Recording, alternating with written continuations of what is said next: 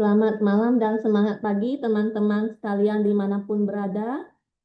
Selamat datang di weekly meeting komunitas SKRD, komunitas sehat, kaya raya, bahagia. Apa kabar semua teman-teman? Boleh nyalakan mic-nya sambil kita gerakkan tubuh kita untuk yel-yel dan ucapkan sehat, kaya raya, bahagia. Ya. Izinkan saya memperkenalkan diri saya. Dengan saya, Feni Novelin, yang akan menjadi host malam ini. Aktivitas keseharian saya adalah sebagai agen asuransi dan saya berdomisili di Kota Jambi. Dalam acara malam ini, saya akan memandu teman-teman semua selama 2 jam ke depan menikmati pembelajaran yang pastinya akan memperkaya hidup teman-teman semua. Nah, sebelum kita memulai acara terlebih lanjut, ada baiknya jika kita memulai segala sesuatunya dengan berdoa. Doa akan saya pimpin. Mari kita semua berdoa menurut agama dan kepercayaan kita masing-masing. Ya Tuhan, kami bersyukur atas kesempatan belajar dan berdiskusi bersama di pertemuan Zoom mingguan SKRD malam ini. Buka pikiran dan hati kami untuk menerima segala pengetahuan yang akan dibagikan oleh pembicara malam ini. Berikan kami kebijaksanaan untuk memahami setiap materi dan kemampuan untuk menerapkannya dalam kehidupan kami. Kiranya Engkau yang menyertai tiap peserta agar pertemuan hari ini menjadi berkat bagi kami semua. Amin. Doa selesai.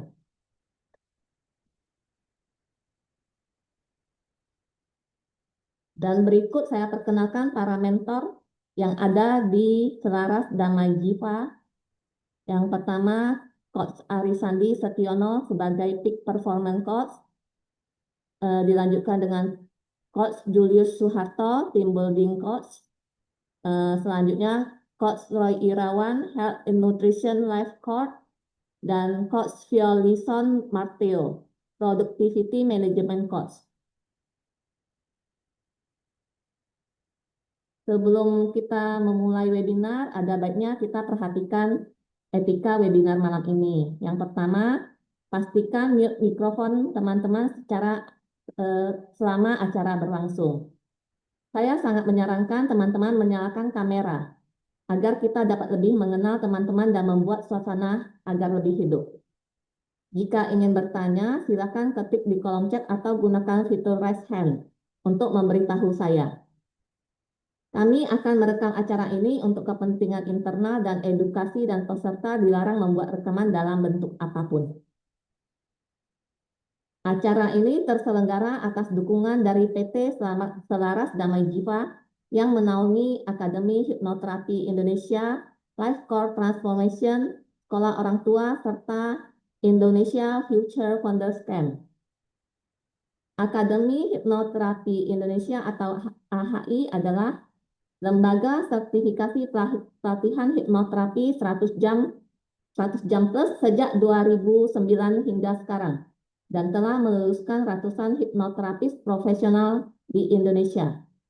AHI juga melayani klien yang ingin melakukan sesi hipnoterapi untuk menyembuhkan berbagai masalah mental dan juga untuk meningkatkan kinerja individu maupun korporasi.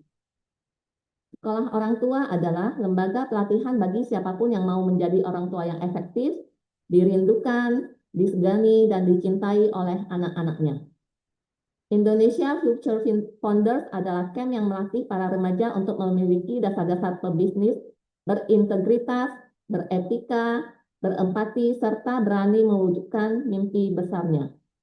LifeCoreTransformation.com adalah wadah yang bisa membantu teman-teman untuk lebih mengenal dirinya dan tujuan hidupnya sehingga dapat melejitkan prestasinya ke titik optimalnya melalui pelatihan LifeCore Transformation Workshop yang telah diadakan sejak tahun 2007 hingga sekarang dan telah melatih lebih dari 10.000 peserta. Berikut adalah cuplikan salah satu acara yang akan diadakan oleh selaras damai jiwa, yaitu ICT Advance.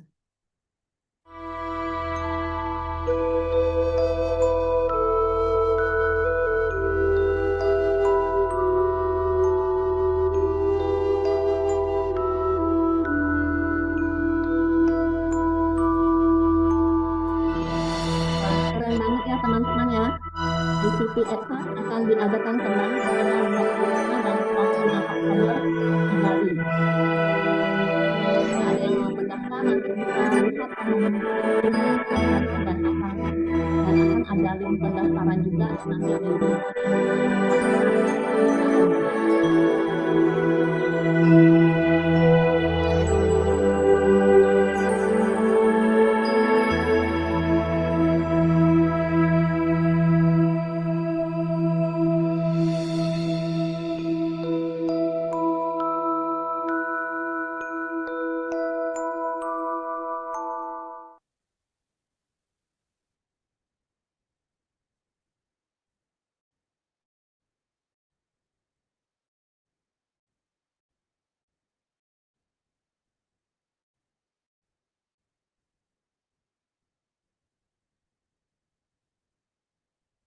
yuk teman-teman KRB_community.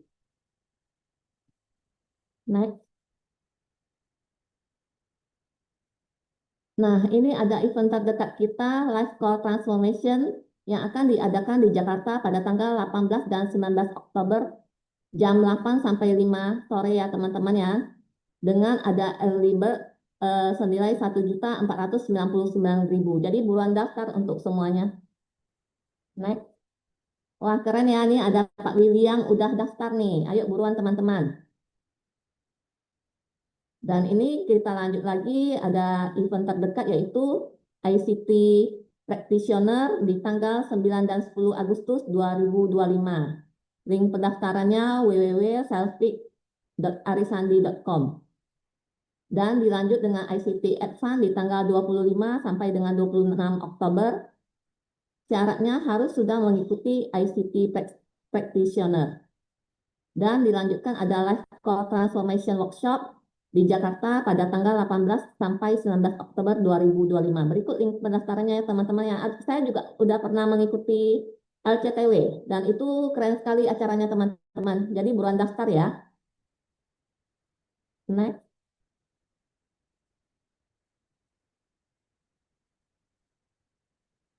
Kami percaya bahwa misi besar komunitas SKRB dapat terwujud jika didukung dengan adanya seperangkat nilai-nilai penting yang akan dilatih dan dikembangkan bersama-sama oleh setiap orang yang ada di dalamnya. Sebelum kita memulai, saya akan memperkenalkan teman-teman dengan core value dari komunitas SKRB ini ya. Core value kita adalah impact. Mungkin kita bisa buka mic-nya untuk baca bersama-sama ya teman-teman ya.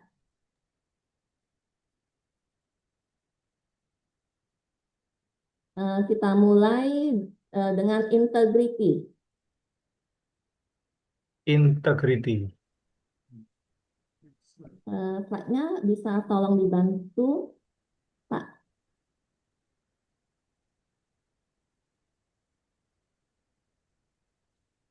Kita ulang ya teman-teman ya, core value yang pertama integrity. Berintegritas tinggi dalam setiap aspek kehidupan.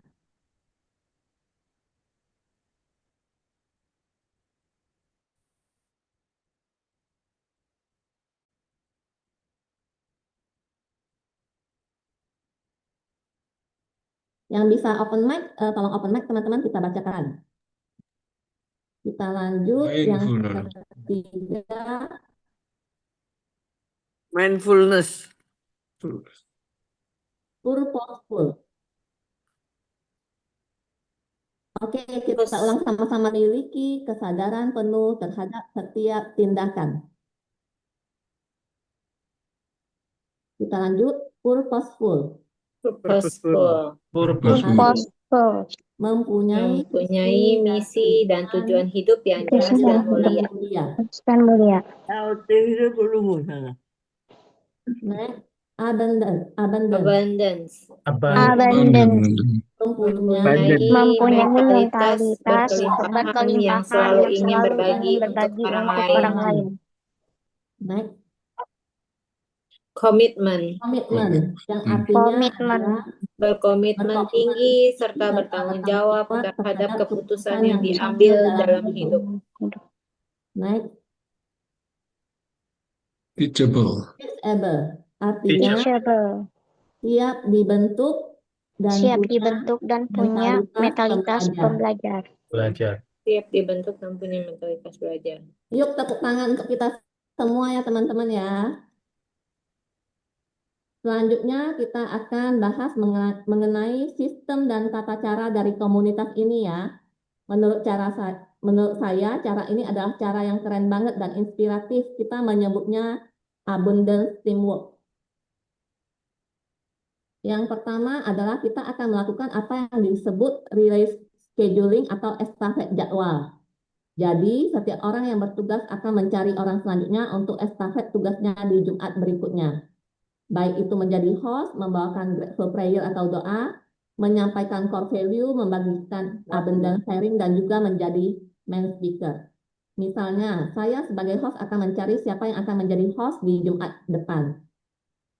Dan Cindy akan mencari teman yang akan melakukan abundance sharing dan seterusnya. Minimal 2 minggu sebelum weekly meeting, semua pengisi acara harus sudah fix supaya abundance team bisa mempersiapkan materi-materinya dengan baik. Jadi kita sepakati bersama ya teman-teman ya, kalau tiba-tiba teman-teman di WA atau telepon untuk menjadi bagian dari abundance team, maka teman-teman perlu mengikat diri untuk ditugaskan ya. Percayalah teman-teman bahwa tidak ada yang kebetulan dalam hidup. Teman-teman pasti akan belajar sesuatu yang baru. Nah, apa sih syaratnya untuk bisa menjadi bagian dari abundance team? Kita sepakati ya, supaya kita selaras dan bergerak dalam frekuensi yang sama. Maka yang bisa bertugas adalah para alumni dari Akademi Hipnoterapi Indonesia atau yang aktif terlibat di salah satu program FDB atau AHI seperti Life Core Transformation, ICT Practitioner, ICT Advance, Sekolah Orang Tua, Eating Reorder Coach, atau Assistant Coach, Family Hipnoterapi Program, dan sebagainya.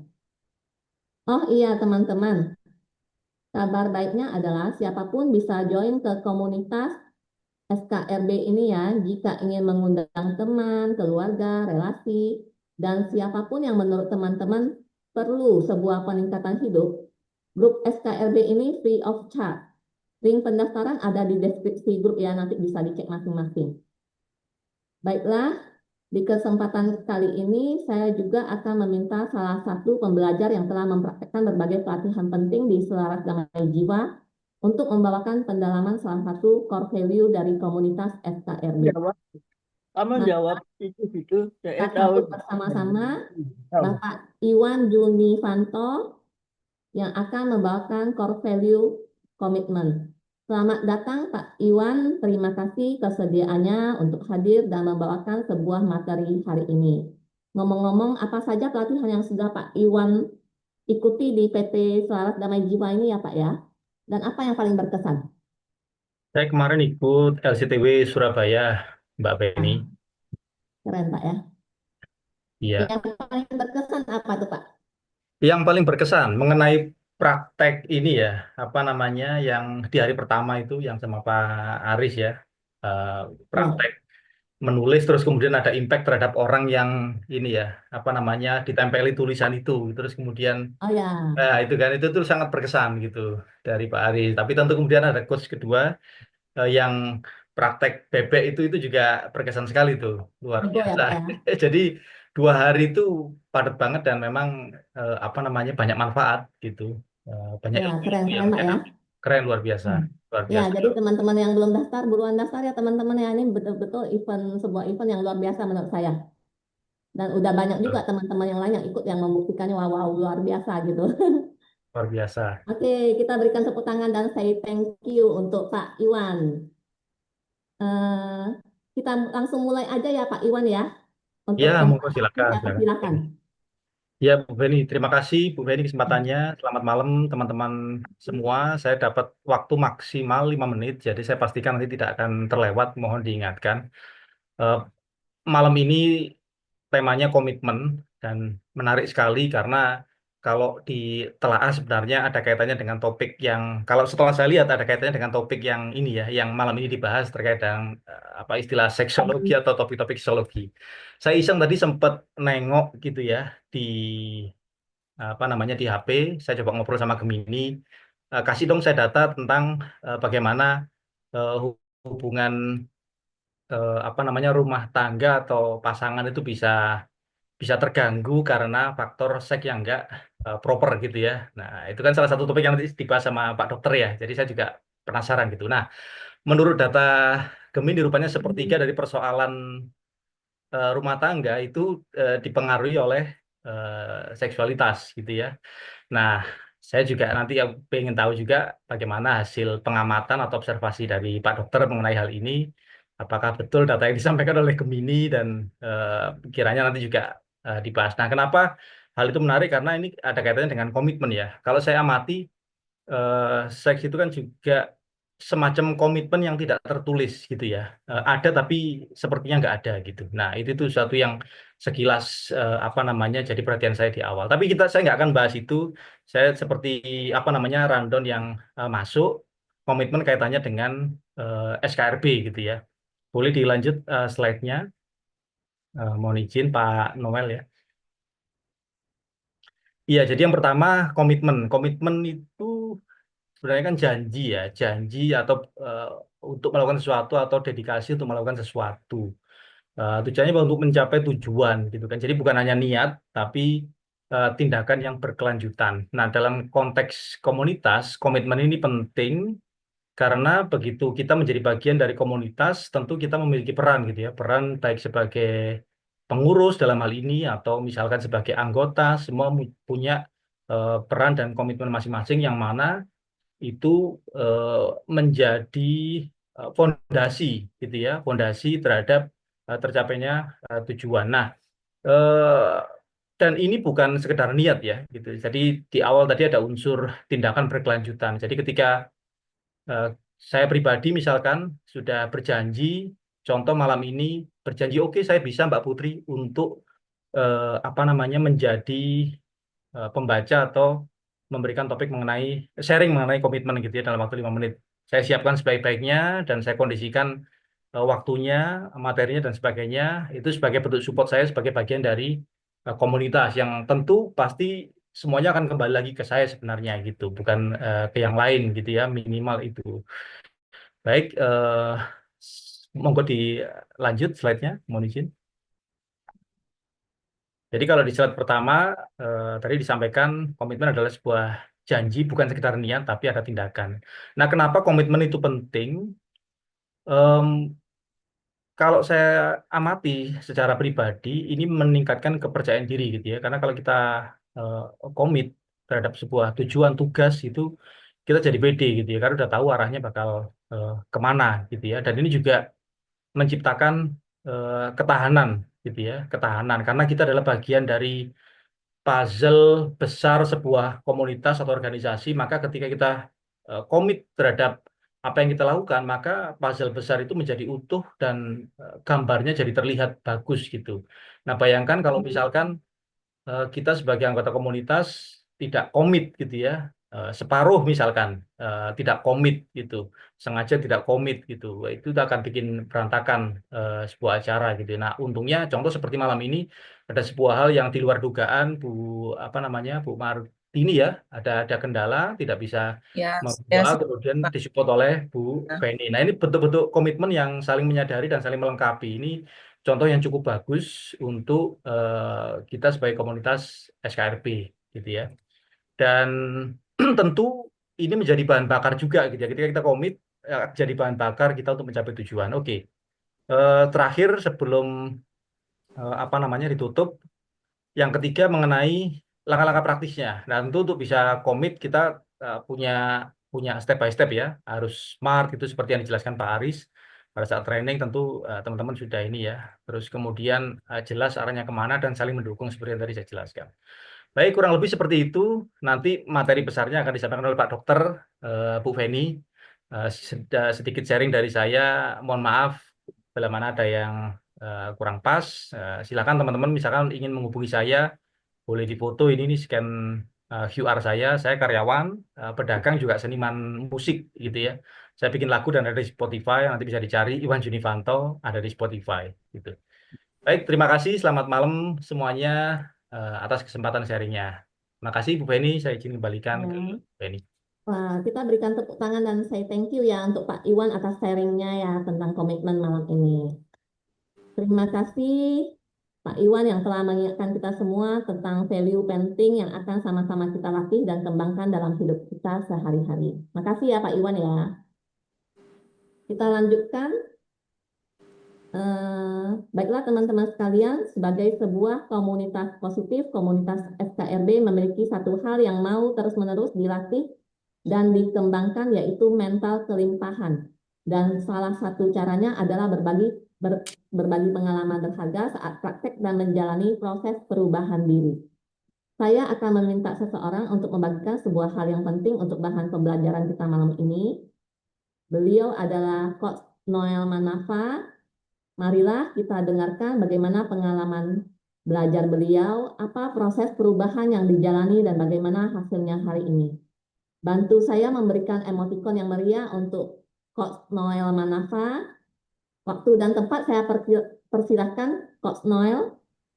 Halo, terima kasih Coach Feni. Saya nyalain timer dulu ya. Saya kalau ngomong kadang lupa 3 jam gitu tahu-tahu. Terus ya Coach ya.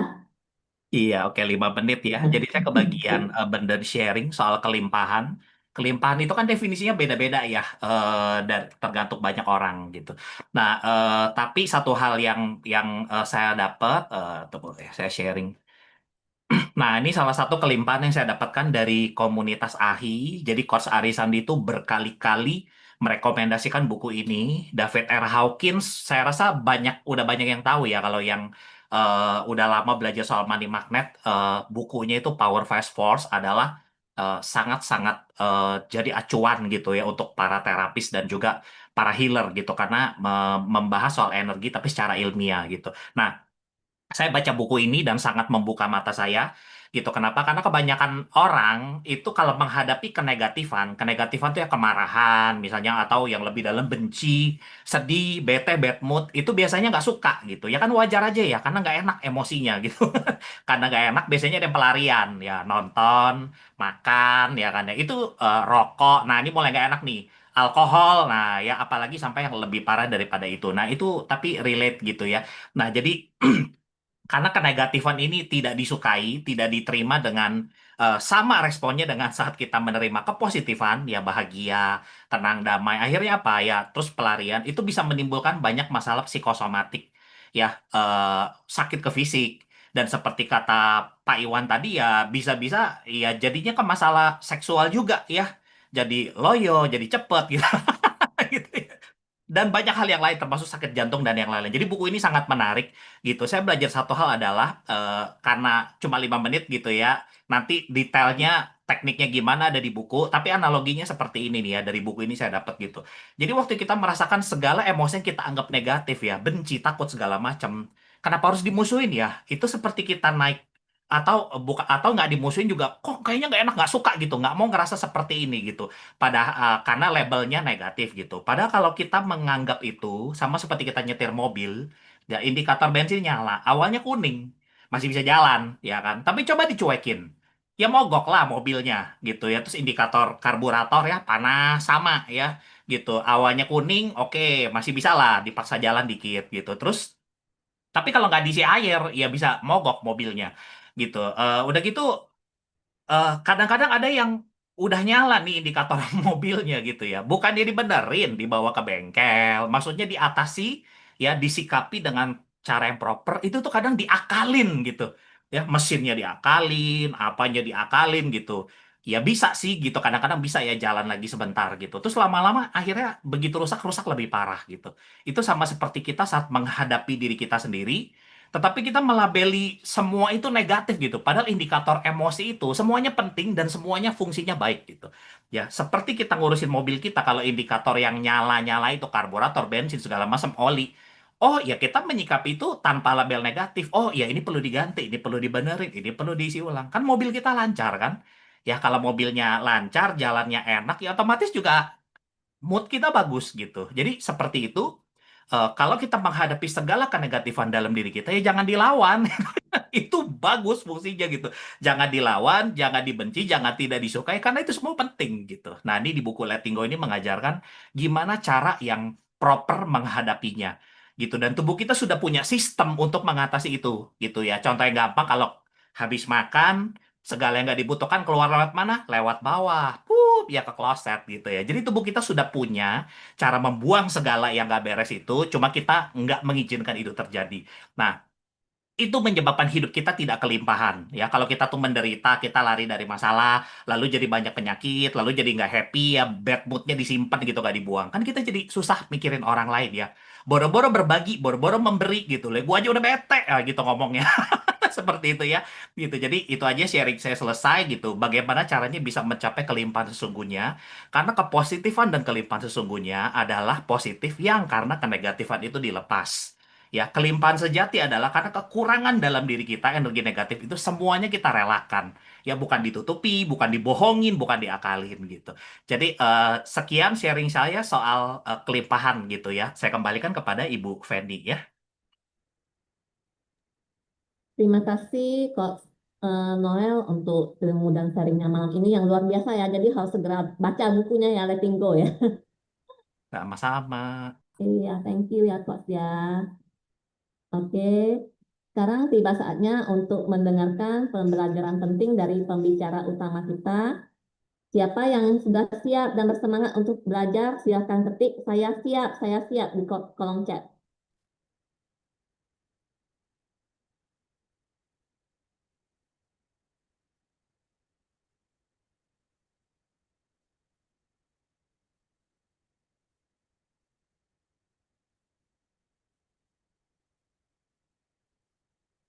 Oke, mari kita sambut pembicara kita malam ini, Pak Dr. Darmawan Ardi Purnama, SPKJ, yang akan membagikan pembelajaran penting malam ini.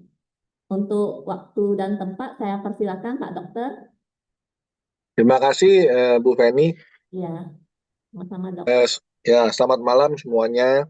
Malam Dok. Mungkin ini saya share screen ya. Oke Dok. Pertama ini saya matiin dulu kali ya, takutnya bandwidth-nya kurang.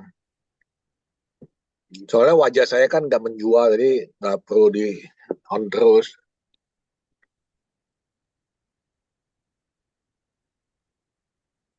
Yang mana nih?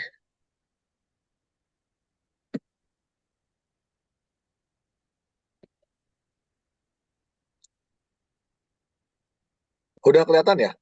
Udah Dok. Lah. Baik, jadi bentar, ini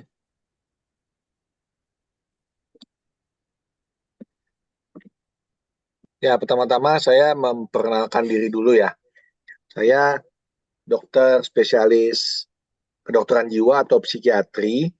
Nah, kebetulan waktu diundang ya, saya terima kasih juga diundang untuk ke komunitas untuk membicarakan tentang kesehatan seksual.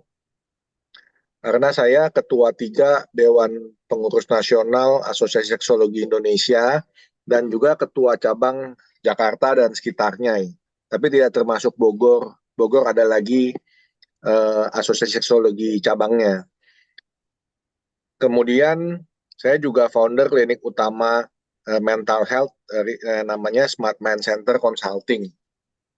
Nah, kemudian waktu ditawarkan ini itu disebutkan perubahan seksual setelah usia 35 tahun. Saya masih bercanda ya waktu saya bilang kalau saya 35 tahun itu dulu masih kuat 3 kali saya bilang. 3 ronde gitu dalam waktu 2 jam gitu. Nah, tapi memang 35 tahun ini adalah waktu yang mana tubuh kita sudah mulai menua. Oleh sebab itu kita mau lihat perspektif anatomi, fisiologi, dan psikososialnya ya. Jadi di sini dikatakan seksualitas bukan hanya berubah karena usia, tapi bisa terus bermakna.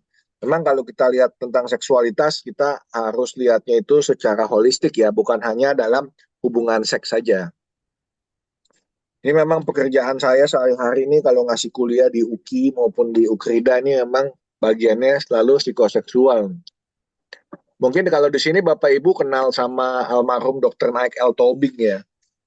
Kalau yang muda-muda nggak kenal tuh sama Dr. Naik L. Tobing ya. Itu jadinya saya tuh meneruskan karya beliau karena beliau itu juga psikiater ya.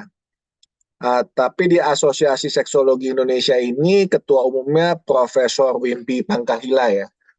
Nah, nanti kalau asosiasi itu buat yang non-dokter itu bisa ikut. Jadi kita di asosiasi ada psikolog, ya ada guru, ya itu bisa ikut. Nah, jadi secara biologis tadi sudah saya sampaikan bahwa usia 35 adalah awal fase penuaan atau aging. Oleh sebab itu, kalau kita bicara tentang seksual ini, kita harus juga bicara tentang anti-aging. Makanya ini kan grupnya sehat ya. Kalau sehat mesti kaya raya dan mesti bahagia ya. Kalau udah kaya raya tapi nggak bahagia, banyak stres ya nggak masuk di grup ini ya. Nah, kemudian pada saat usia kita sudah 35 ke atas, itu juga akan ada penurunan hormon. Penurunan hormon reproduktif termasuk. Jadi kalau yang laki-laki itu perlahan-lahan testosteronnya mulai turun. Kalau yang wanita estrogennya mulai turun, tapi belum masuk ke dalam menopause. Nanti kalau udah 50-an ya. Kalau andropause pada laki-laki itu masih dipertanyakan tuh. Ya, karena laki-laki sampai tua aja masih bisa punya anak lagi. Berarti kan testosteronnya masih berfungsi baik. Namun, testosteronnya itu tetap berkurang biasanya. Makanya kalau ada pasien depresi yang nggak pernah depresi waktu mudanya ya, kemudian dia ada gejala depresi di usia 50-an itu, biasanya saya akan periksa kadar testosteronnya. Karena itu gejala hipotestosteron atau testosteron yang kurang itu gejala emosi mentalnya itu mirip dengan gejala depresi. Nah, kemudian risiko metabolik dan penyakit kronis meningkat. Nah, ini juga akan berdampak pada fungsi seksual. Seperti misalnya dislipidemia, hiperkolesterol, ya, kemudian diabetesnya, hipertensi, kegemukan. Nah, ada kasus di mana biasa kan kalau medical check up tuh cuma ngecek itu doang ya, kolesterol segala macam gitu. Lalu kita minum obat kolesterol. Padahal penyebabnya itu adalah karena kadar testosteronnya yang udah mulai turun. Jadi kalau kita terapi testosteronnya, malah habis itu metabolismenya membaik, termasuk tadi hiperkolesterolnya itu menurun, jadi nggak kolesterol lagi ya. Berat badannya pelan-pelan bisa menurun. Ini kan kalau kita tahu ya usia-usia mulai menua ini kan kita minum air putih aja, menghirup udara aja gemuk terus. Padahal kita udah olahraga, udah segala macam itu karena metabolisme basal kita tuh sudah melambat. Jadi pembakaran di tubuh pun juga sudah menurun. Ya. Produksi pria. Kalau pada pria, kalau udah semakin tua itu akan ada penurunan elastisitas pembuluh darah penis. Oleh sebab itu akan terasa kualitas ereksinya akan menurun. Kita punya itu ya, erection hardness score. Ada kalau di tempat praktek saya tuh ada itu ya, ada apa? Ada 3 batang gitu. Kita coba pencet ya, kita coba pegang. Nah itu kalau dia masih keras kayak timun, nah itu yang paling bagus tuh. Nah di bawah itu seperti pisang yang belum dikupas kulitnya. Di bawahnya lagi seperti pisang yang udah dikupas kulitnya. Di bawahnya lagi seperti tahu tuh lembek banget. Nah itu kalau yang udah kayak tahu gitu, nah itu susah tuh. Itu udah masuk ke tahap yang disebut dengan kenangan hidup. Ya. Jadi kalau masih muda nih, yang pada masih muda, itu biasanya tahapnya itu adalah tahap pandangan hidup. Dia memandang aja, melihat yang seksi dikit bisa hidup langsung bangun, ya kan kalau yang masih muda tuh. Nah, habis itu masuk agak tua, dia masuk ke dalam tahap pegangan hidup. Mesti dipegang-pegang dulu, baru bisa hidup. Nah, kalau udah makin tua lagi, perjuangan hidup. Mesti diperjuangkan dulu, baru bisa hidup. Nah, nanti kalau misalkan udah yang tadi tuh udah tahu, wah itu udah kenangan hidup. Gimana pun juga diusahain, tinggal dikenang-kenang dulu pernah hidup. Nah, gitu ya. Memang lucunya enaknya gitu kalau di ilmu seksual nih ya. Nah, sekarang kita lihat ada lagi penurunan volume testis pelan-pelan. Lalu prostatnya cenderung membesar. Ya, kalau prostatnya makin membesar, kalau dia benign, ya benign itu jinak, benign prostat hipertrofi. Nah itu bukan kanker ya, bukan kanker, tapi ini mengganggu ejakulasi juga ya. Nah, kemudian penurunan sensitivitas ujung saraf. Nah, jadi kurang sensitif tuh. Jadi rasa nikmatnya berkurang ya. Tuh, kok nggak bisa diklik? Bentar. Mohon maaf. Ini kok nggak bisa diklik?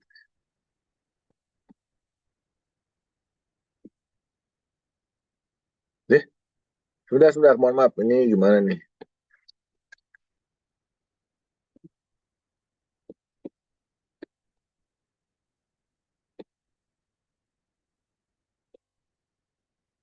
Ini ya.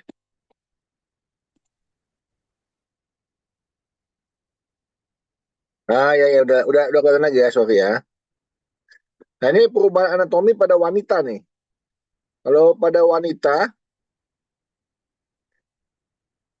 itu akan berkurangnya lubrikasi. Jadi kalau disfungsi seksual itu, kalau pada apa namanya pria, itu kan dia nggak bisa ereksi tuh.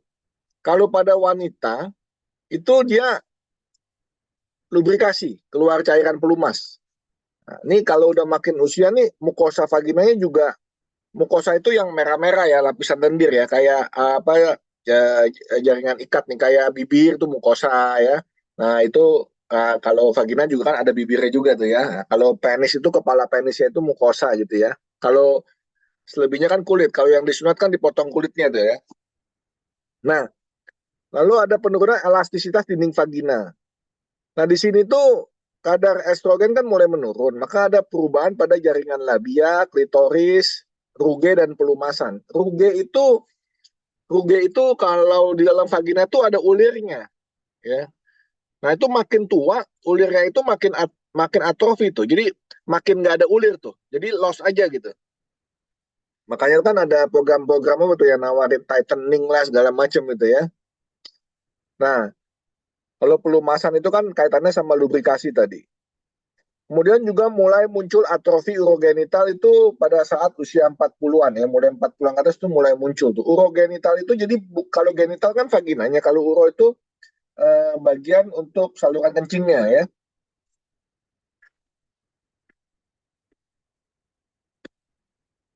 Nah, fungsi seksual dan usia nih ya. Pada pria penurunan testosteron sekitar 1% per tahun setelah usia 30 sampai 35. Kemudian wanita estrogen dan progesteron libidonya bisa menurun nih. Kemudian waktu refraktornya lebih lama. Jadi kalau dia mau ereksi ulang dia lebih lama, lebih susah. Jadi misalkan kalau lebih muda tuh setengah jam udah bisa ya, dirangsang udah bisa ereksi lagi. Nah, ini lama nih. Nah, kalau si wanita juga sama. Jadi nanti lubrikasinya kayak gitu ya, itu juga akan menurun tuh ya. Nah, kemudian juga masalah sensitivitas saraf genital. Nah, ini perubahan respon seksual menurut Master and Johnson. Yang pertama tuh ada fase eksitasi ereksi atau lubrikasi. Nah, kalau udah 35 lebih lambat. Nah, kemudian fase platu. Fase platu itu sensasinya tidak seintens waktu dia muda.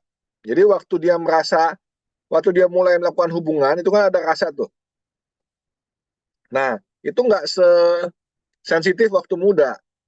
Nah, habis itu dia puncaknya adalah orgasme. Nah, ini durasinya lebih pendek, intensitasnya menurun. Jadi rasa enaknya itu menurun. Jadi pas orgasme itu sebetulnya yang disebut dengan little death, kematian kecil ya. Karena wanita itu bisa kejang, ya, bisa ngenyot, ya, ngenyot itunya apa? Vaginanya ya. Nyot-nyot gitu. Kalau misalkan yang lelaki kan, langsung diikuti ejakulasi. Nah, waktu kejang itu kan rasa puncak kejang itu dia seperti orang meninggal tuh, berhenti sesaat gitu. Makanya hati-hati kalau yang udah tua, kalau suka nggak ini ya, suka nggak apa namanya, suka nggak tahu diri gitu kan, nanti takutnya mati di atas perut wanita gitu kan. Ada kan yang udah tua masih ini ya, maksudnya begitu dia ini terus nggak bisa balik lagi tuh, karena mungkin dia ada sakit jantung gitu ya. Nah, kemudian resolusi ini refraktor lebih lama, energi lebih cepat habis. Jadi begitu selesai orgasme, dia akan turun tuh. Nah, udah turun, kembali ke keadaan semula, tenang. Nah, nanti butuh waktu untuk bisa dirangsang kembali, ya. Ya, itu yang juga lebih lama tuh. Kalau waktu muda mungkin setengah jam udah bisa langsung. Nah, yang udah makin tua, nunggu 1 jam gitu. Aspek psikologis dan sosial, perubahan persepsi tubuh atau body image ya. Ini melihat dirinya itu makin lama makin kurang baik ya, makin jelek. Nah, ini juga sebetulnya memang kita tuh mesti jaga kesehatan dan menjaga tubuh ya. Suami juga, istri juga gitu ya. Makanya saya suami istri itu dari awal udah apa namanya, janjian. Misalnya KB-nya nggak pakai KB hormonal gitu ya. Takut sayang dong nanti rusak apa bodinya ini ya. Nah, kita mesti jaga badan dan kesehatan. Kemudian tekanan karir dan parenting. Nah, ini pengalihan energi psikis. Jadi kalau kita stres ya, nah itu nanti capek juga, kita nggak fit. Nah, ini kadang-kadang masalah nggak fit, masalah kerja ini, kadang ada yang datang konsultasi itu, masalahnya masalah suami nggak mau malam, maunya pagi, istri kalau pagi repot, mau siapin anak sekolah segala macam ya kan, pagi-pagi gitu. Nah, kata suami, saya capek, kalau malam nggak bisa, kalau pagi bangun tidur kan lebih oke gitu loh. Nah, ini karena kurang fit, capek gitu ya. Kalau masih lebih muda kan, walau justru capek kerja, begitu pulang langsung horny ya kan. Nah, ini yang mesti dijaga, makanya kesehatan secara utuh nih. Nah, hubungan emosional lebih penting dari performa fisik. Nah, jadi selain the fitness of the body, nah bagaimana hubungan emosional itu bisa, misalnya itu oke lah suaminya capek, tapi mungkin istrinya bisa habis nemenin makan, jangan terlalu kenyang makannya, nanti ngantuk lemes. Nah, mungkin dipijit dulu, ya, dibikin rileks. Nah, kan dipijit itu berarti kan secara fisik dia udah rileks kan, udah istirahat. Nah, habis itu baru tuh dirangsang. Nah, rudalnya siap tempur langsung. Kalau dia seperti itu. Nah, lalu ada ketakutan akan performa. Ini yang disebut dengan gangguan performance anxiety, kecemasan performa. Ini kalau dia cemas terhadap performa dia nih, bisa nggak nih? Aduh, ntar lemes nih. Aduh, ntar sebentar aja udah nggak bisa bangun nih. Nah, itu bisa. Begitu dia udah bisa ereksi, baru masuk, dia langsung flaccid lagi tuh, langsung turun lagi, langsung loyo lagi tuh. Itu bisa tuh kayak gitu. Itu beda sama yang ejakulasi dini. Kalau ejakulasi dini baru masuk, langsung ejakulasi. Begitu ejakulasi diikuti fase resolusi, dia turun, langsung dia loyo. Ya. Itu masing-masing ada teknik terapinya tuh ya. Nah, ini ada mitos seksual yang perlu diluruskan. Seks itu performa, bukan keintiman. Kan yang dijual kan obat kuat segala macam. Padahal itu sebetulnya yang penting tekniknya itu ya. Teknik bikin keintiman. Nah, jadi ini akibat salah mitos ini, banyak pria dan wanita merasa gagal nih kalau dia tidak memuaskan secara teknis. Nah, kalau tidak ereksi atau tidak orgasme, artinya sudah tidak cinta. Nah, ini sebetulnya bukan soal cinta nggak cinta. Ini kan masalahnya tadi. Masalah respon seksual. Respon seksual ini kan dipengaruhi hormon, emosi, dan kelelahan, ya, fisik. Kemudian seks hanya penting untuk pasangan muda. Wah, nggak gitu juga nih. Ya, jadi seks ini sebetulnya kalau dipelihara itu sampai tua itu tetap bisa menjadi bagian dari puncak keintiman. Ya, namanya aja kan istilahnya bersetubuh. Mereka bukan lagi dua, melainkan satu, gitu ya. Nah, jadi satu. Jadi ini sebetulnya bagian dari lifelong well-being, bukan hanya masa subur. Memang bahwa seks itu bukan berarti segala-galanya ada dalam perkawinan. Nah, tadi kan Pak Iwan udah bilang tuh kan, ya ada 30%, sepertiga. Ya, jadi nggak gede, tapi cukup bermakna gitu. Ya, ibaratnya tuh mungkin apa ya, bumbu-bumbunya lah. Nah, faktor medis yang mempengaruhi seksualitas, obat-obatan nih. Makanya kita mesti jaga ini. Kita terlalu banyak minum statin, ya itu obat-obat kolesterol ya. Nah, minum antihipertensi seperti beta blocker ya, apa Concor segala itu bisa ada efek samping seksual itu. Antidepresan, beberapa antidepresan juga. Nah, biasanya saya sebagai psikiater kalau kasih antidepresannya saya ganti supaya jangan yang kena ke seksual, kecuali misalnya dia ada ejakulasi dini. Nah, ini memang ada antidepresan yang efek sampingnya itu bisa prolong ejaculation. Jadi untuk ngobatin ejakulasi dini dengan pendekatan obat, kita pakai tuh antidepresannya sedikit, jangan kebanyakan, nanti kalau dia ini malah nggak bisa bangun, nggak bisa ereksi. Nah, kalau pada wanita nanti kaitannya sama lubrikasi ya tadi ya, makin tua makin lambat, nanti dipengaruhi obat lubrikasinya juga berkurang. Cuman memang kan bisa pakai ini ya, gel. Gel itu ada dua ya, gel yang berbase air sama berbase minyak ya. Kalau yang minyak itu lebih licin tapi lengket-lengket. Kebanyakan yang dijual sih yang berbase air ya. Nah, kemudian penyakit kronik, penyakit jantung, diabetes, obesitas itu akan berpengaruh kepada pembuluh darah di penis. Nah, makanya kalau kita udah mulai loyo ereksinya, kita mesti hati-hati tuh. Jangan-jangan 10 tahun lagi kita kena serangan jantung. Karena pembuluh yang kecil-kecil di penis sudah kena, udah mulai ada sumbatan. Nah, makanya obat kuat seperti Viagra segala itu sebetulnya Bapak Ibu mesti tahu, Viagra diciptakan pertama kali untuk obat anti hipertensi, anti darah tinggi. Nah, dia itu melebarkan pembuluh darah. Sampai saat ini indikasinya ada 2, cuman dibikin 2 merek.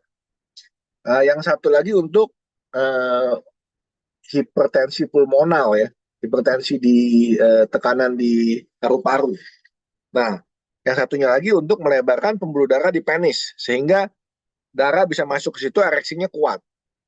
Nah, nanti fungsinya dia bukan hanya itu, fungsinya dia itu memperbaiki endotelium, jadi bagian dalam dari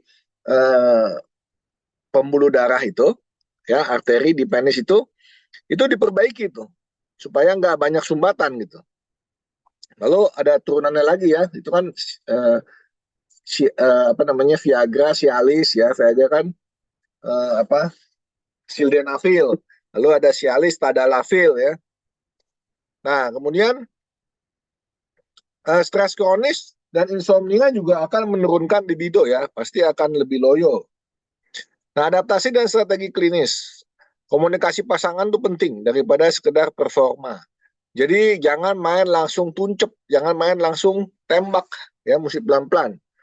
Terapi hormonal jika indikasi ya, hormon replacement terapi, kita kasih estrogen ya, kita kasih testosteron ya. Hati-hati, ini makanya mesti jangan sembarangan, kan kita mesti cek, jangan sampai nanti menimbulkan efek samping kanker. Ya. Lalu penggunaan pelumas atau terapi estrogen lokal. Nah, jadi ada estrogen yang untuk itu, ada yang oles di vagina, ada yang suntik. Nah, kemudian psikoterapi, seks konseling, edukasi pasangan ini penting ya di dalam pendekatan strategi untuk mengatasi masalah seksual ini. Nah, ini tips menjaga kesehatan seksual tuh nutrisi seimbang dan olahraga ya. Nah, ini olahraga tuh penting ya, termasuk masalah latihan otot dasar panggul, kegel, squat ya. Ini penting sekali tadi untuk bisa kontraksi ya. Jadi lebih kalau yang penis lebih keras bisa, yang wanita tuh lebih ngejepit tuh. Jadi tadi yang ngenyotnya tuh bisa ngenyot gitu, ritmik tuh ya. Nah, itu kalau pas barengan tuh, wah rasanya udah kayak di surga ke-7 ya, langit ke-7 gitu ya. Nah, tidur yang cukup, jaga irama sirkadian dan kadar hormon, berhenti merokok dan alkohol, ya ini buat jaga vaskularisasi ya, pembuluh darah ya intinya, termasuk hormon juga tuh tadi. Nah, ini data klinis pendukung nih 60% pria usia 40-an mulai mengalami disfungsi ereksi ringan. Ya, nah ini makanya mesti hati-hati, jangan sampai usia baru awal 40-an dia udah masuk ke fase yang tadi yang pisang dengan kulit. Ya, kalau bisa 40-an pasti timun. Apalagi kalau udah pisang lepas kulit, waduh gawat itu ya. Nah, kemudian 40-70% wanita usia 40-an mulai merasakan perubahan dalam gairah dan lubrikasi. Nah, ini wanita itu kalau anaknya masih kecil ya, dia lebih banyak ilfeel ya, nggak mood. Begitu anaknya udah mulai bisa mandiri, nah mulai ganas tuh. Jadi mestinya di usia 40-an itu kalau dia sehat, itu wanita lagi ganas-ganasnya. Usia 38, 39, 40 tuh, wah lagi ganas-ganasnya itu. Nah makanya hati-hati kalau yang punya pasangannya terlalu tua. Misalkan suaminya 15 tahun atau 10 tahun lebih tua ya. Atau kalau 5 tahun masih oke lah ya. Nah itu hati-hati, kan udah mulai 50 kalau dia 10 tahun, yang si wanitanya 40. Nah, mesti fit itu prianya. Oke, ini lubrikasinya juga akan lebih berkurang nih, dan lebih lama. Jadi mesti lebih sabar foreplay-nya. Nah, jadi seksualitas setelah usia 35 tahun itu berubah. Pendekatan biopsikososial penting untuk menjaga kualitas kehidupan seks. Kesehatan seksual adalah bagian dari kesejahteraan hidup secara menyeluruh. Seksualitas yang sehat tidak bisa dicapai tanpa membongkar keyakinan lama yang mengekang, yang salah, mitos segala macam, hati-hati dibongkar dulu ya. Nah, ini tadi kan tentang ininya ya, anatomi apa segala macam. Nah, sekarang coba nih. Di sini kan banyak nih yang bekerja nih, ya. Ada tekanan mental, stres, keintiman hubungan ya. Nah, ini kita lihat nih. Ini tadi udah ya. Nah, ini gini loh, kalau yang udah tuh maksud saya tadi ya, ada penurunan libido, gangguan ereksi lubrikasi, sulit orgasme ya. Nah, stres kronis itu mengaktifasi HPA aksis, hipotalamus, hipofisis, adrenal. Jadi di otak kita tuh ada kelenjar namanya hipotalamus sama hipofisis. Lalu ke adrenal. Jadi kortisolnya meningkat nih. Nah, udah gitu, kortisolnya tinggi nih, dia akan pengaruh juga ke hipotalamus, hipofise, gonadal. Gonad itu ke testosteron, ke indung telur. Ya, jadi ada disregulasi testosteron dan estrogen, progesteron pada wanita. Jadi hormonnya kacau tuh. Makanya ada stres itu juga bisa bikin infertil, jadi mandul ya. Jadi jangka panjangnya adalah kalau pada wanita mengganggu ovulasi, menstruasi nggak teratur ya. Kalau pada pria spermatogenesis. Nah ini juga menurunkan sensitivitas genital, gangguan tidur menurunkan libido, nggak mood, susah mencapai orgasme, bisa tiba-tiba flaccid. Nah, flaccid itu tadi ya loyo ya, ereksi terus flaccid. Dampak kognitif dan emosional dari tekanan, biasanya tuh yang ada apa? Lelah mental itu burnout, overthinking. Ini akan menurunkan minat pada seks. Lalu body image distortion. Nah ini juga akibat kelelahan, kurang olahraga, makin gemuk, kepercayaan diri rendah nih.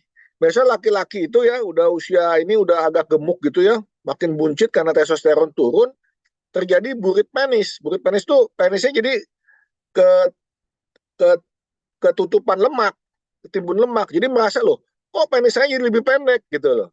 Nah, ini juga masalah nih. Nah, kalau yang istri juga gitu, malu, udah mulai banyak lemak, banyak selulit gitu, nggak pede dia.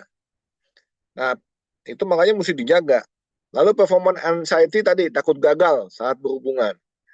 Nah, kalau pria itu dari perspektif gender, pria itu cenderung mengalami disfungsi ereksi psikogenik. Psikogenik itu artinya dia bukan organik tadi karena kerusakan arteri, pembuluh darah aja ya, tapi karena psikis.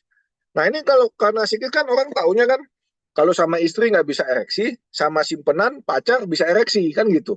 Tapi nyatanya dalam praktek saya, bahkan saya ketemu konsulan pasien dari teman sejawat lain, kalau sama istrinya bisa, sama pacarnya nggak bisa. Nah, nanti itu PR ya, pertanyaan kira-kira kenapa tuh ya?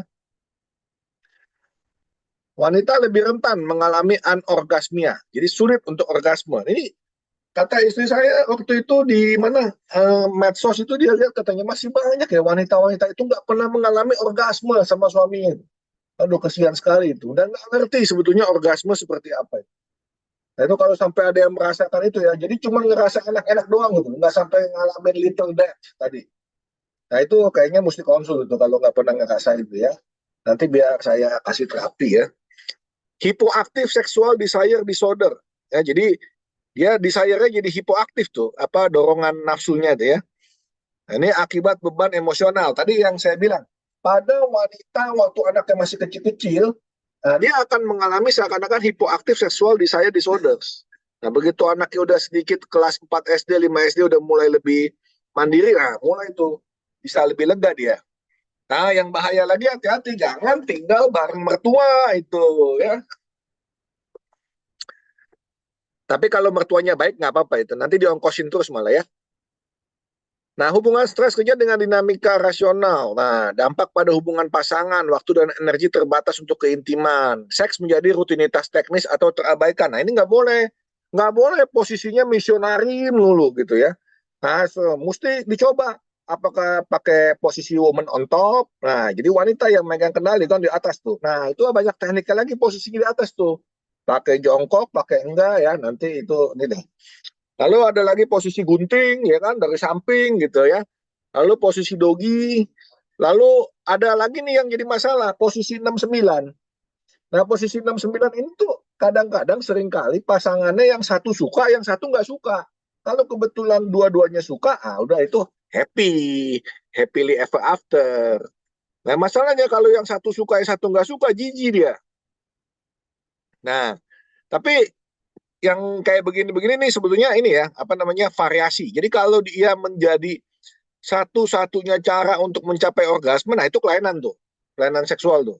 Tetapi kalau ini variasi dan ujungnya nanti orgasmenya adalah hubungan yang normal, nah itu nggak masalah, ya. Nah, komunikasi terganggu, konflik tak terselesaikan, menurunkan ikatan emosional. Ya, ini biasanya bikin masalah, tapi banyak juga kan kalau kita lihat teman-teman kita nih, wah udah curhat sama kita, ya kan. Wah, hubungannya sama pasangannya, sama bininya, sama lakinya begini begono, begini begono. Wah, kayaknya gue mau ini aja deh. Mau apa, mau cerai aja lah. Gue udah lah, gue mau ini aja deh. Mau pisah aja. Hamil lagi. Ya kan? Udah hamil lagi, wah gue nggak jadi pisah deh kan, gue udah hamil lagi nih, ada anak, ya kan. Nggak lama kemudian, wah berapa tahun ribut lagi, begini begono ribut, hamil lagi, ya kan, ada juga yang begitu ya. Nah, itu memang kadang-kadang lucu-lucu juga nih pasien ya. Nah, kemudian pasangan saling merasa tidak diinginkan atau tidak cukup. Jadi ada pasien saya tuh ya, kalau berhubungan tuh, dia tanya pancing-pancing dulu sama suaminya. Suaminya tuh suka tipe cewek yang kayak gimana. Entah kalau dia udah dapet, dia sambil ngebayangin seperti cewek itu, dia baru bisa orgasme, baru bisa terangsang. Karena dia mau dia tuh memang ada masalah psikologis, merasa dia tuh dari kecil dibuang, tidak diinginkan. Jadi dia nggak pede kalau misalkan dia itu sama suaminya itu menampilkan diri dia sendiri. Nah, kemudian fenomena yang sering muncul lagi, emotional disconnection, lebih dulu terjadi sebelum masalah seksual muncul. Nah, ini emotional disconnection membuat dia libidonya turun, nggak bisa saling merangsang, nggak bisa foreplay, apalagi role play. Role play itu bermain peran sebelum melakukan hubungan ya. Jadi misalkan bermain peran itu ganti dandanan, gaya dandanan, kayak gitu loh. Nah, kemudian stres pasangan pria. Ini biasanya cenderung menarik diri secara emosional kalau si prianya stres ya. Apalagi kalau udah depresi ya, dia akan diam. Stres pasangan wanita nih cenderung membutuhkan koneksi emosional lebih kuat sebelum terangsang. Jadi mesti ada ambience-nya disiapin ya. Situasinya, suasananya gitu ya, disiapin tuh. Kalau mau membangkitkan gairah. Jangan lupa kalau perlu pakai parfum. Kalau beli parfum, itu suruh pasangan kita yang cium. Jangan kita sendiri yang cium. Ya, salah kalau yang kita yang cium. Karena kita cium enak, belum tentu pasangan kita cium enak. Nanti yang ada pasangan kita ilfil gara-gara dia nggak suka sama bau parfum kita. Jadi mendingan suruh pasangan kita, ya paling nggak kita berdua sepakat lah pakai parfum itu gitu. Nah, kemudian, nah ini data dan studi pendukung di WHO, stres kerja kronik berkontribusi pada disfungsi seksual hingga 40% tadi di usia produktif. Lalu ini ada burnout dan job tadi, oh ini sama mirip ya. Oke. Nah, kemudian pasangan dengan strategi coping kolaboratif lebih tahan terhadap efek stres kerja pada kehidupan seksual. Makanya komunikasi dengan pasangan, termasuk komunikasi seksual, itu mesti benar-benar kolaboratif. Nah, ini strategi intervensi. Tadi saya lihat kan, di hipnoterapi itu ada mindfulness. Nah, mindfulness ini penting nih, ya. Dan stress management untuk mengurangi kortisol, segala mereka kan self awareness tubuh. Nah, menjadikan keintiman sebagai bentuk relaksasi, bukan kewajiban. Ya, jadi sebagai hiburan, ya. Bukan yang ini harus, jangan begitu ya. Apalagi kalau lelaki kan biasanya mintanya tanggal ganjil ya, ya gak? Bapak Ibu di sini, bapak-bapaknya suka minta tanggal ganjil nggak? Daripada tanggal genap. Kenapa mesti tanggal ganjil biasa bapak-bapak minta? Ada yang open mic kali jawab gitu, atau Pak Iwan coba gimana Pak Iwan? Mesti tanggal ganjil Pak Iwan. Saya mah tanggalnya bebas, Dok. Wah, Pak Iwan bebas. Ya itu jadi Pak Iwan itu untuk relaksasi ya Pak Iwan ya. Bukan. Kalau tanggal ganjil nanti tiap tanggal ganjil udah cemas dulu. Apalagi kalau udah bilang ini malam Jumat. Wah, udah dah langsung dah. Udah bilang malam Jumat langsung ya kan.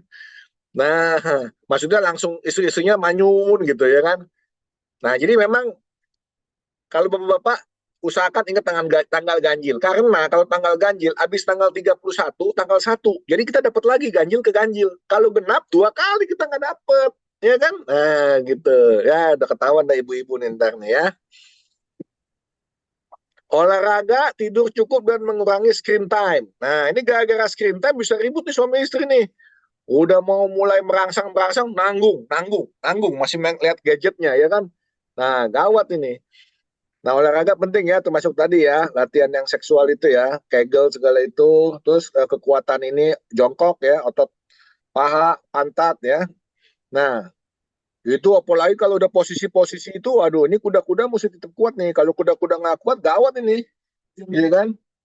Nah, level pasangan, tadi komunikasi seksual, kemudian jadwal intimasi terencana yang tetap spontan dan menyenangkan. Nah, jadi, ini yang ikut semuanya orang dewasa nggak nih? Gawat nih kalau ada yang nggak dewasa nih. 21 tahun ke atas loh ini. Sensor.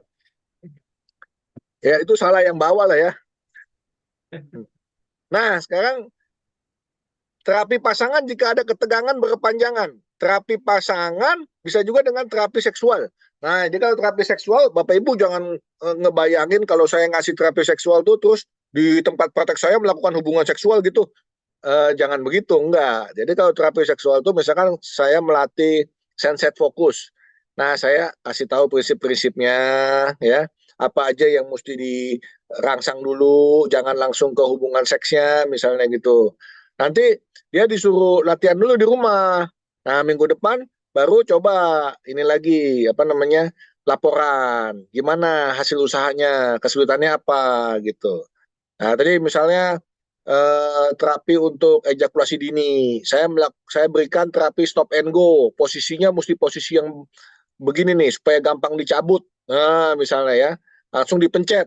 Nah, gimana caranya seperti itu. Jadi ada teknik pencet kan, teknik pencet di Master and Johnson ya. Nanti kalau mau lengkapnya nanti konsultasi lah yang tadi diajarin ya di training ya.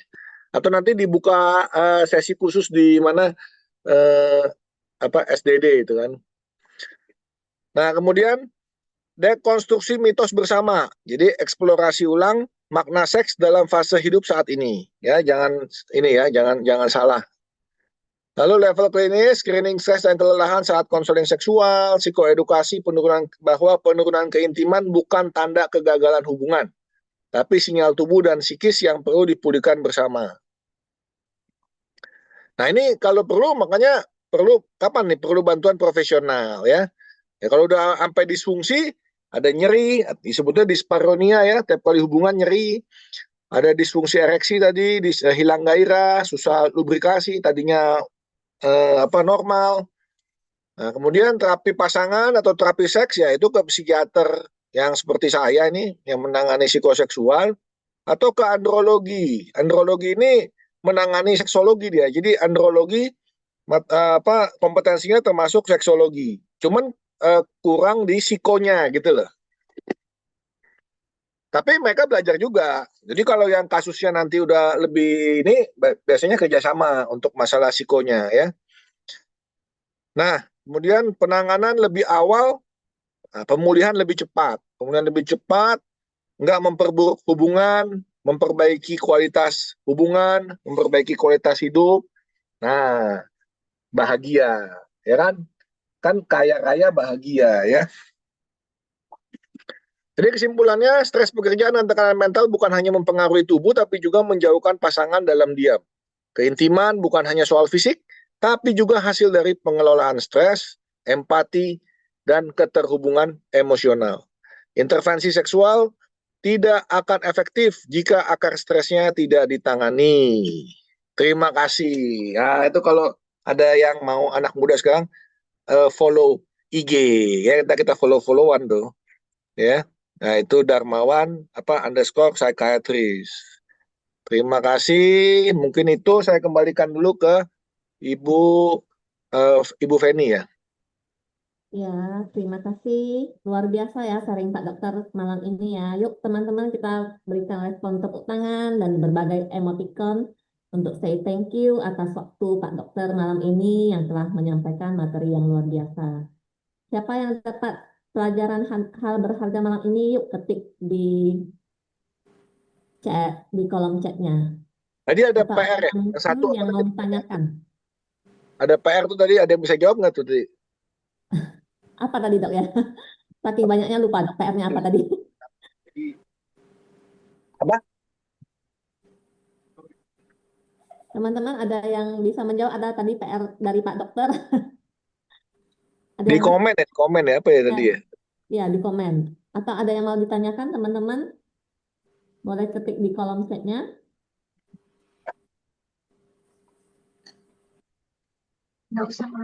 Analogi sama korelasi umur. Oh, yang tadi ya, timun sama itu ya. Tadi apa itu? Ya kalau umur tuh biasanya kalau udah 30 ke atas itu udah mulai ini pegangan hidup dia. Tapi masih bentuknya sentuhan. Disentuh di mana aja masih bisa hidup. Nah, kalau udah hampir 40 mungkin mesti ada pegangan yang lebih erat, lebih dekat gitu loh. Ya, nanti kalau udah 40 lebih, nah ini udah, enggak, mau 50 lah, kadang-kadang mungkin ada perjuangan hidup tuh, hati-hati, jangan sampai kalau bisa ya. Oke, Pak Dokter. Terima kasih atas jawabannya, Pak Dokter.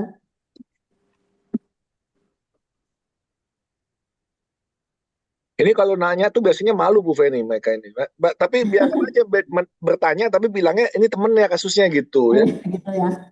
Nanti mungkin DM di IG kali ya Dok ya. Gitu. Oh, kata ada yang DM di IG dia, iya. DM di IG, jangan-jangan ya. Pak Dokter izin tanya. Iya Pak Iwan. Pak Dokter, kalau menurut data ya klien-kliennya Pak Dokter ini, kebanyakan problem itu dari psikologis atau fisik Pak Dokter? Kalau di saya memang yang datang itu kebanyakan problemnya memang di psikologis. Jadi ada satu kasus juga nih, dia namanya tuh vaginismus. Nah itu kasus di mana dia nggak bisa hubungan dengan suaminya karena dia punya vagina tuh kenceng banget, nggak bisa ditembus.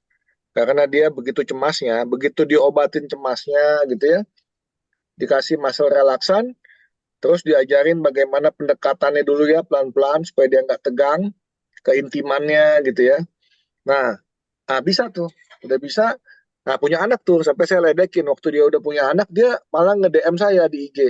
Dia kirimin foto bayinya kan, saya bilang, gile, baru kali ini orang punya anak ke psikiater, bukan ke SPOG, spesialis fertility gitu. Jadi kayak gitu tuh. Tapi kalau yang organik kadang kita mesti kerjasama ya. Saya kerjasama di klinik saya dengan Dokter Rosi untuk ngebusi vaginanya gitu. Ada juga pakai teknik di botox. Ya, cuman kalau botoxnya jangan kebanyakan. Kalau botoxnya kebanyakan, tak nggak bisa ngenyot dia, kan dia lumpuh ininya ototnya. Ya. Terima kasih Pak Dokter jawabannya. Ada lagi teman-teman yang lain yang mau bertanya? Bisa raise hand atau ketik di kolom chat.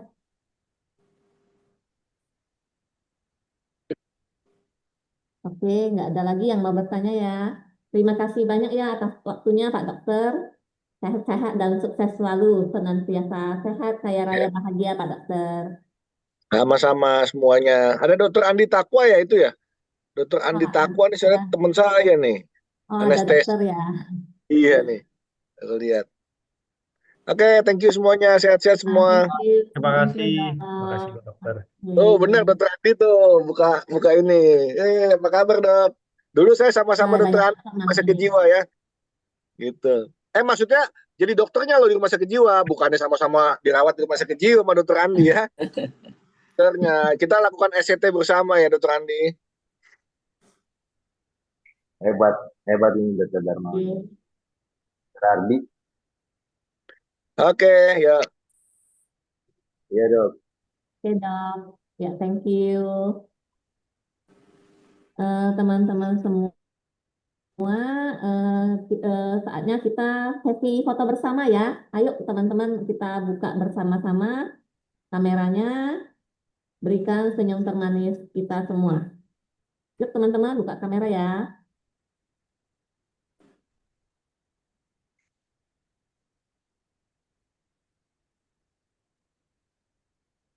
Bisa dibantu Coach Noel untuk fotonya, Coach? Oke. Siap-siap, kasih senyumnya yang paling cakep. Thank you, Coach. Kalian ulang bayar ya. 1, 2, 3. Oke, halaman 2. Oh, halaman 2 nggak ada kameranya. Ada kamera. Nggak apa-apa deh, nanti tetap dikasih di grup. Oke, selesai. Oke, Oh iya, thank you, Coach. balik share screen ya. Nah, next meeting kita akan kedatangan satu pembicara yang luar biasa. Beliau adalah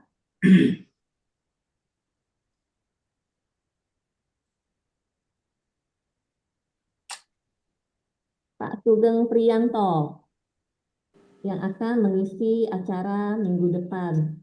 Dan abundant sharingnya oleh Coach Vina Sari Yosepin untuk core value, Coach Mariame, dan untuk grateful prayer-nya Coach Lodwika Anastasia Rita, dan untuk hostnya Coach Harimbawa.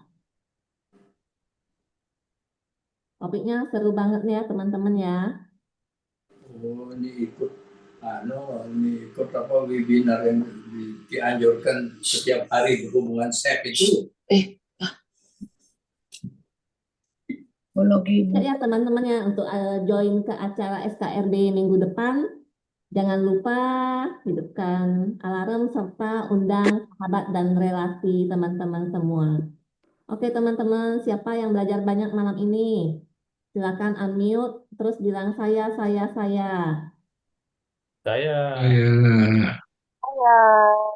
Luar biasa ya.